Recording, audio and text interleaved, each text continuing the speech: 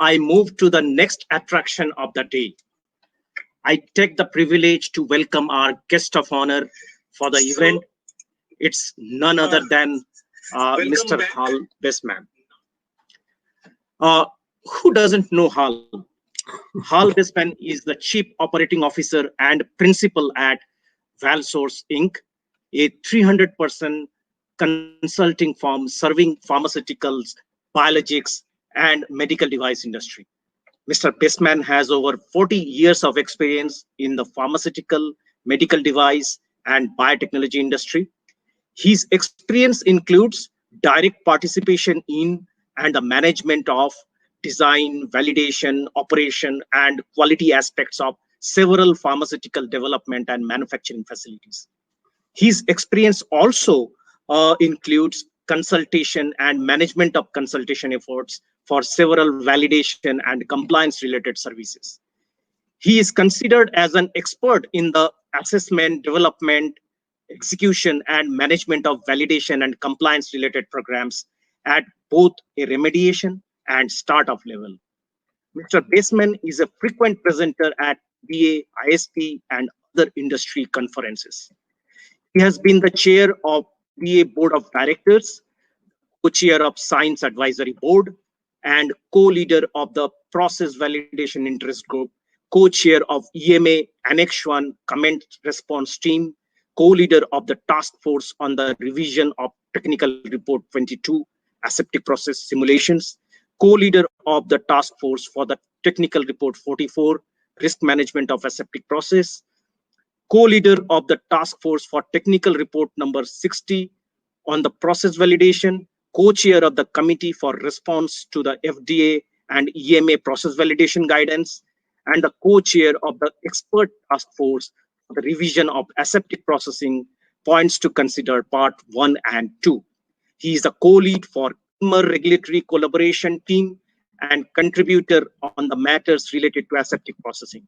He holds the MBA from La Salle University and BS Biology from Uranus College. So let us welcome Mr. Hal Baseman for taking us through his perspectives on aseptic processing. The stage is yours, Hal.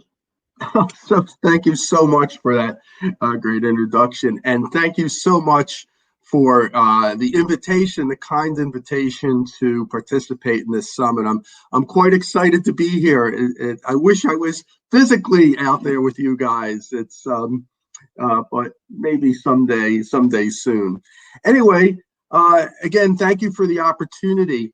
What I wanted to do today in this short amount of time is talk about some challenges and opportunities that we have in the industry for sterile product manufacturing, especially aseptic processing manufacturing. And I want to just give you a few thoughts for you to take away from this talk, things to think about and maybe consider. First of all, I call this a call to action, so to speak. In other words, I feel as though we have this strong need today and great opportunity to improve sterile product manufacturing for biopharmaceuticals, especially aseptic processing. And I feel that this is long overdue. First of all, aseptic processing is quite important in our industry. If you go back 20 years or so, what we find is that there's a discussion over whether aseptic processing is still relevant. Why can't we terminally sterilize products? Why do we have to rely on this particular method for manufacturing? But now today, what we find is almost all of the really important blockbuster products, the really big products, including the vaccines we talk about, need to be manufactured aseptically. So aseptic processing has risen in importance over the last decade or so. Having said that, the traditional approaches we have to controlling aseptic processing are largely the same approaches and methods that I used 40 years ago. Things just have not changed much. right? So if these were the best practices, the ones that we developed 40 years ago, it would be incredibly coincidental that they would still be the best practices today. Right? So there is this need to change in our industry, to adopt new technologies and innovation, and we just are painfully slow at doing that. We can no longer wait 20 years to bring in isolators or rapid micro or things like that. We have to find ways to do it faster. So we may not be changing fast enough, but the business environment we find ourselves in is rapidly changing. For example, the availability and supply of drug products and therapies is every bit as important to public health as the quality of those products. Right? So there's a shift now in our industry from just relying on quality or just focusing on quality, which is certainly important, but also now relying or focusing on drug product availability. There's also a recognition, or there should be a recognition in our industry, that there is a link between quality and profitability. We seem to be one of the only industries out there that doesn't recognize that link.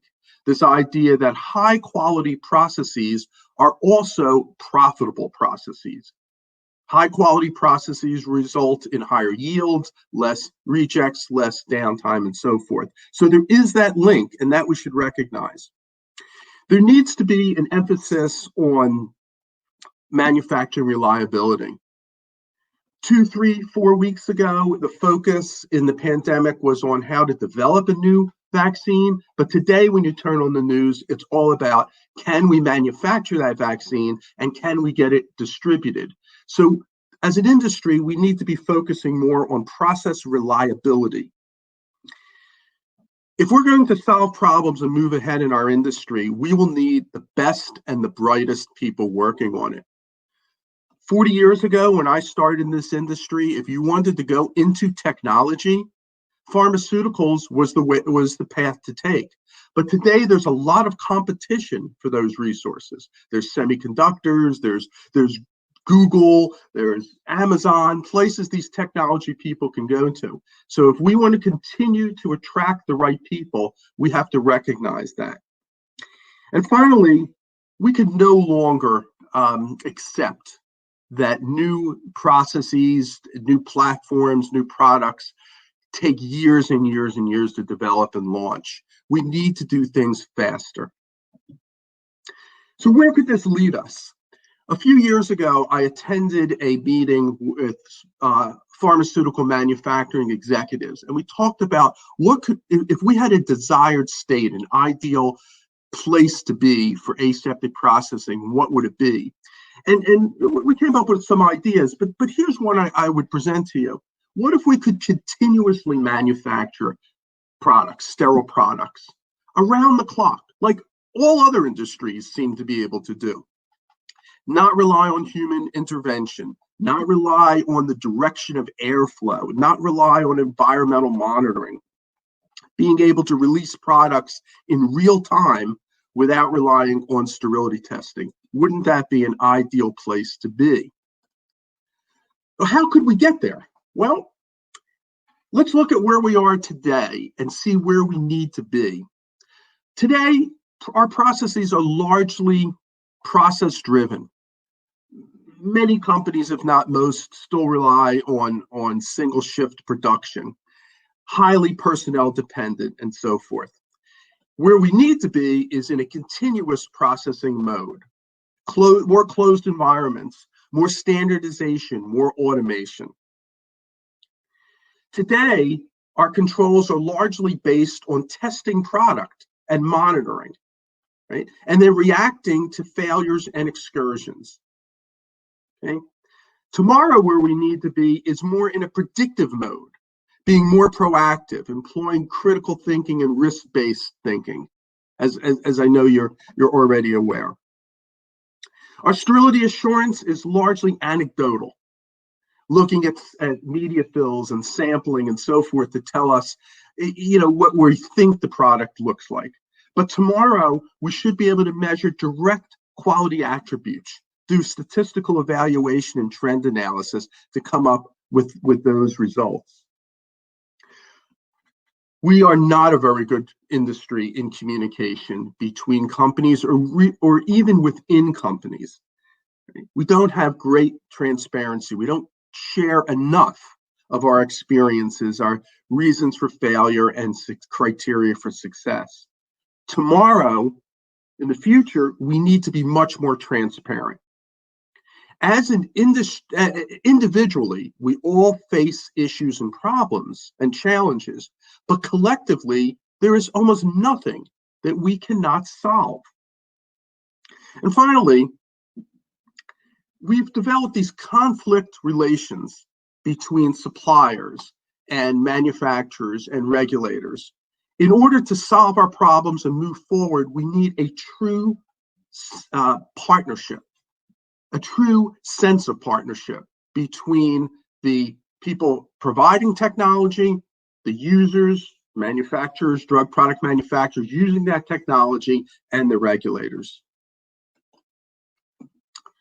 This is the right time to do it.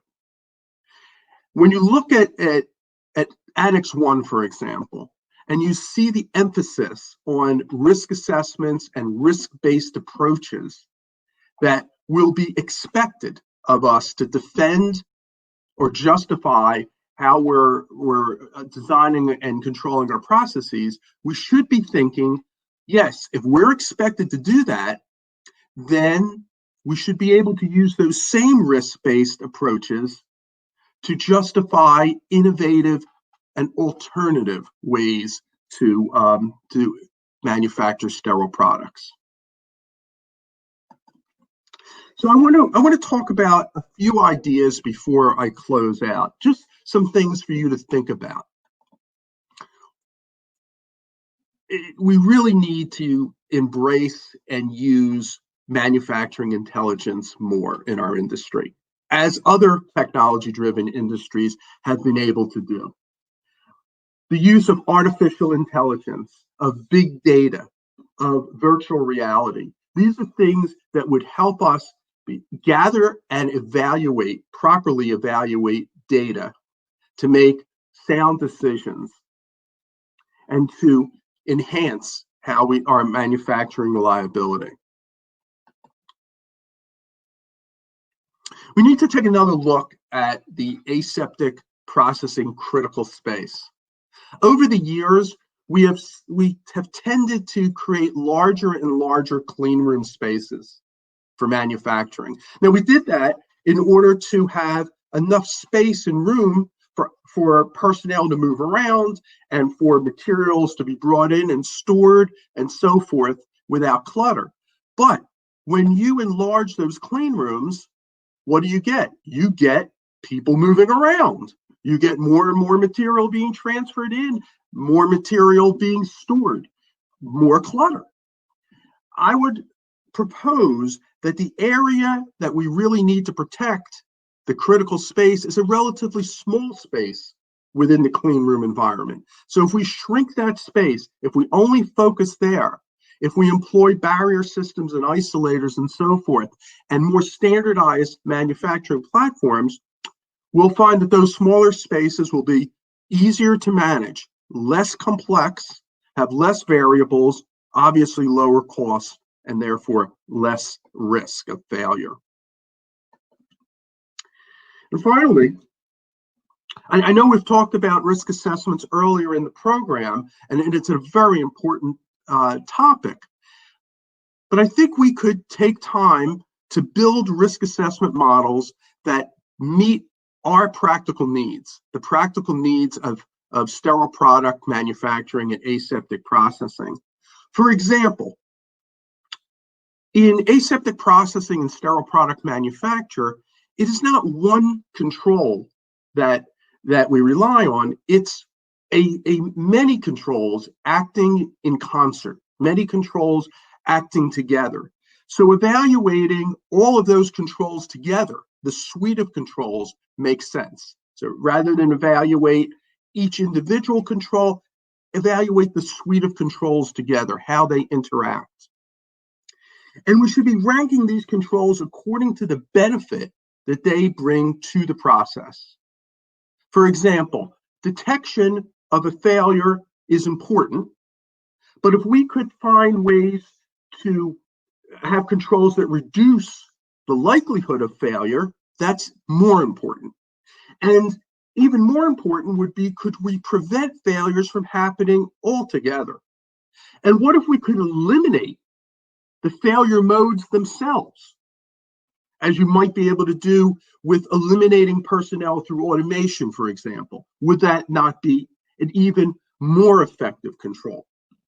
And we should be basing our decisions and the evaluation of our controls on scientific evidence.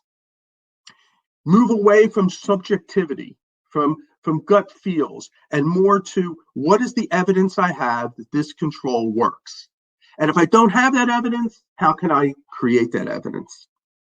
And finally, thinking about detection, it's certainly important to have detection of failures. That's very important. But what if we could shift our focus to means to detect, for detection to predict failures before they happen? Wouldn't that be even more beneficial? So in conclusion, okay, sort of the ending thought I would like to leave you with is this. It is said that if we find ourselves in darkness, we could either curse that darkness or we could light a candle. And what I propose, it is time for you and us as an industry to light those candles. The question is, are we ready to do that? Thank you very much. And please enjoy the rest of the conference. Thank you, Hal. So, for such an insightful presentation on aseptic processing, your vision for aseptic manufacturing has always been a guiding principle for many. I wish to have you in more such occasions where our participants can benefit from you and your knowledge and expertise and help reshape the scenario of sterile manufacturing for future. Thank you very much.